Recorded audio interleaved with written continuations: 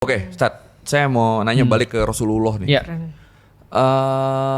Apa poin terbesar yang Ustadz lihat dari Rasulullah Ya. yang bikin ini orang benar nih, gua harus mengimani dia, gua harus jadi perpanjangan tangan beliau di zaman modern ini. Ya. Yang berarti mungkin salah satu alasan Ustadz milih Islam setelah mempelajari Rasulullah, apa yang poin paling kuat dari Rasulullah yang menginspirasi Ustadz?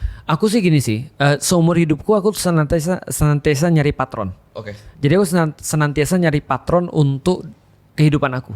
Nah, dan jujur masalahnya adalah bukan berarti Yesus tidak memberikan aku patron. Iya. Yesus memberikan aku patron in a way. Tapi di titik-titik hidupku ada banyak hal yang tidak disediakan oleh Yesus. Oke. Misalnya ya, aku nggak tahu yang lain ya, tapi di hidupku paling parah tuh karena bucin. Oke. Dan aku nggak merasa dong. Ketika aku bucin, aku harus ngambil part of hidup Yesus yang mana? Oke. Paham gak sih maksudku? Aku nggak tau cara untuk ngadepin ini seperti apa. Ini baru ketika aku bucin nih. Gimana ketika aku nikah nih? Ketika aku nikah nanti aku harus ngambil part of hidupku yang mana nih? Gitu part of hidupnya Yesus yang mana nih? Yep. Nah, di titik itu aku melihat Nabi Muhammad punya patron hidup yang sangat luar biasa. Nah, di titik itu aku berpikir tidak hanya patron hidup itu luar biasa hanya pada urusan-urusan relasi-relasi manusia, ternyata patron itu dalam hidup bernegara atau peradaban.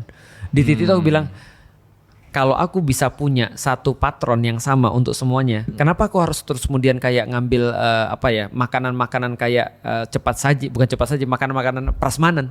Jadi kalau aku mau ngambil ini yang terbaik di toko ini, kalau ini di toko ini, kalau ini di toko ini, kalau ini di toko ini, itu sudah satu aja. Sedangkan dari satu itu pun sebenarnya udah yang terbaik. Intinya berarti beliau adalah seorang panutan yang bisa dicontohi di semua aspek hidup apapun itu.